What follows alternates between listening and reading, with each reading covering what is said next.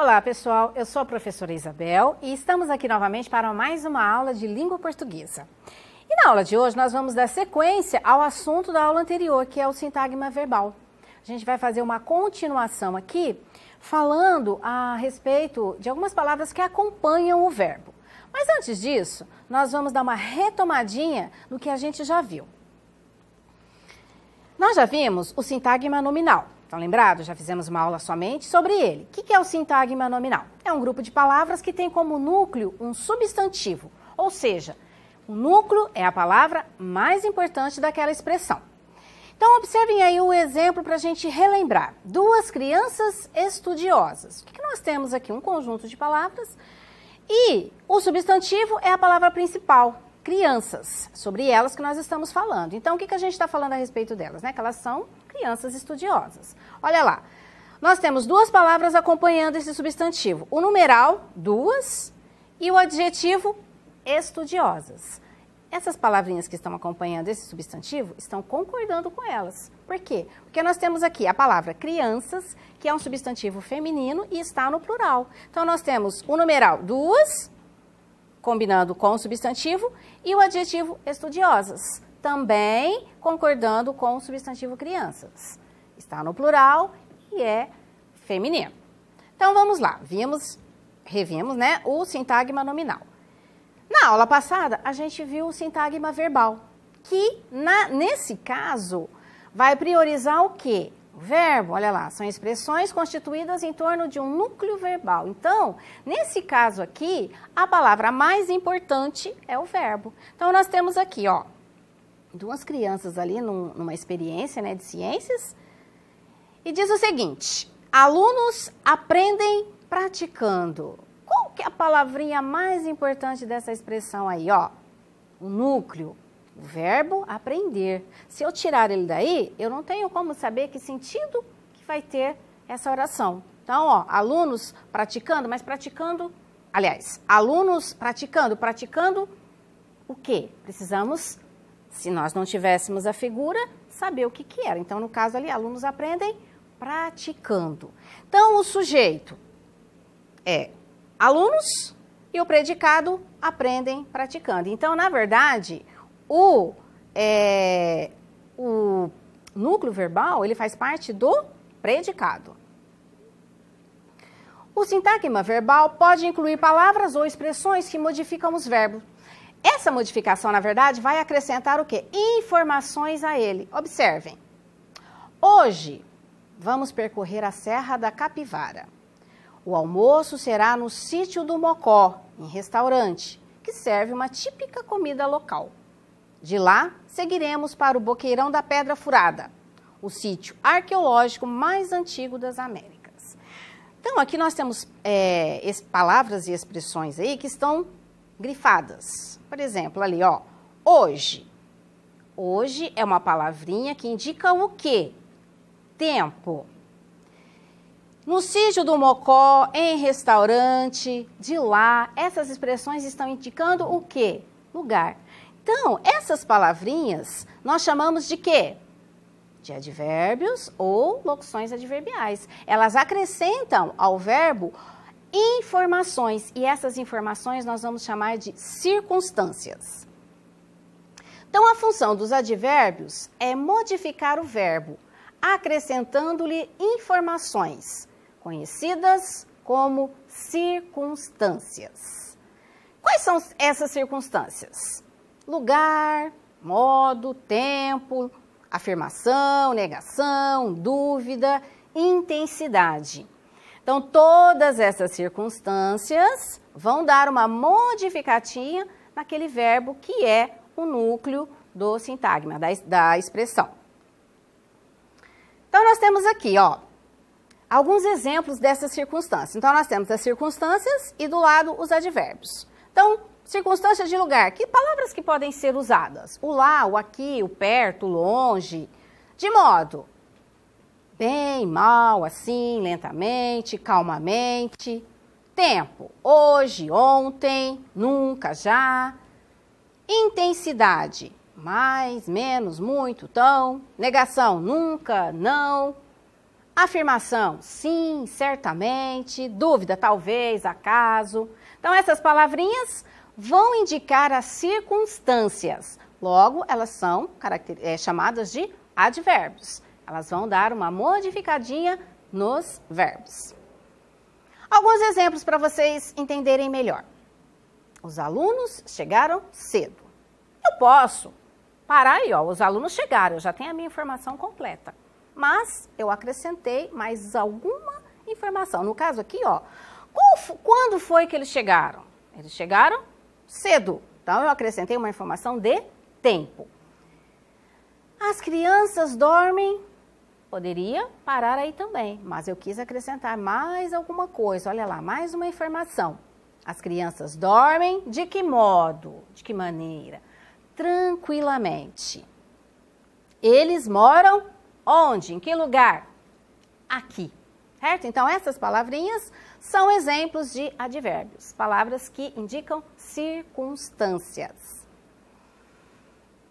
E aí, gente, nós vamos ter outras situações, as locuções adverbiais, que são expressões. Elas são constituídas de mais de uma palavra com a mesma função do advérbio. Então, olha só, algumas expressões têm o mesmo papel do advérbio e são chamadas de locuções adverbiais. Então, os advérbios são formados por apenas uma palavra. Se eu tiver mais de uma palavra com essa mesma função, a gente já vai chamar de locução adverbial. Então, vamos ver um exemplo aqui, ó.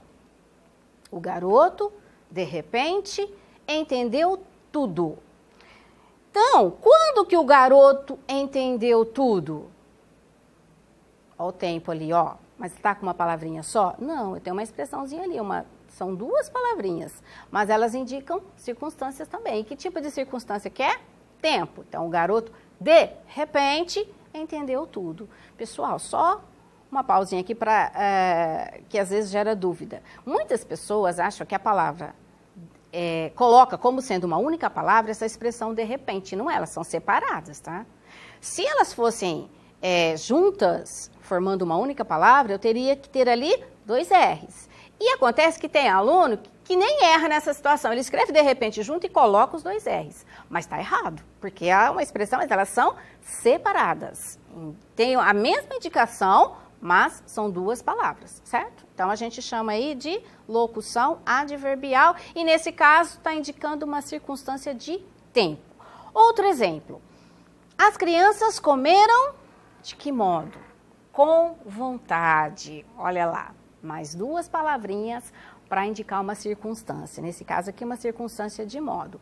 A preposição com mais a palavrinha vontade formou aí uma expressãozinha que a gente chama de locução adverbial e tem a mesma função do advérbio. Vire à direita, a mesma coisa. Olha lá, uma circunstância de lugar indicada por 2 palavrinhas. Locução adverbial, função de advérbio também. A mesma situação, vai indicar sempre circunstância.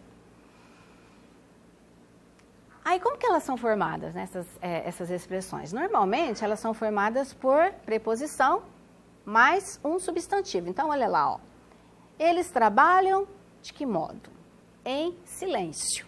Então, eu tenho a preposição em, mais o substantivo silêncio, que formou a locução adverbial de modo.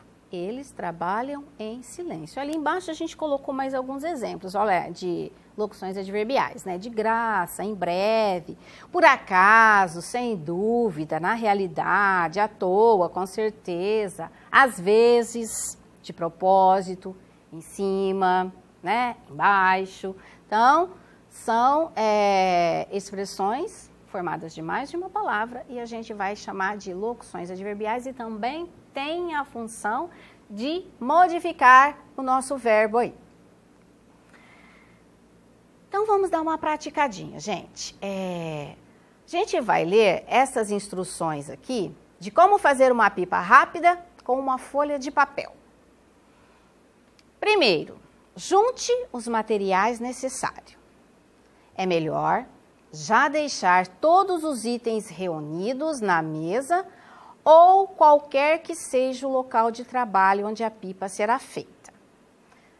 2. Comece o processo, né? De que jeito que vai ser feita essa pipa? Deixe o papel na posição vertical, com os lados mais longos à direita e esquerda. Dobre o papel ao meio e deixe a parte dobrada para baixo. Muito bem, o que nós vamos fazer aqui? Nós vamos grifar os advérbios e as locuções adverbiais, que estão nesse trechinho aí desse modo de fazer a pipa. Então vamos lá. Aqui na primeira, ó, junte os materiais necessários. É melhor já deixar todos, já aí um advérbio, tá? Ó, que tipo de advérbio que é esse? De tempo. É melhor já, nesse instante, deixar todos os itens reunidos em que lugar? Na mesa, aqui nós já temos ó, uma locução adverbial, de lugar. Ou qualquer que seja o local de trabalho onde a pipa será feita. Comece o processo. Deixe o papel em que local? Aliás, de que modo, né? Na posição vertical. Então, aqui nós temos uma expressão, uma locução adverbial de modo. Olha lá, deixe o papel de que jeito, de que maneira? Na posição vertical. Com os lados mais longos à direita e esquerda. Então, a posição indica aqui o quê? O lugar onde que eles vão ser trabalhados. Dobre o papel em que lugar? Ao meio. Opa!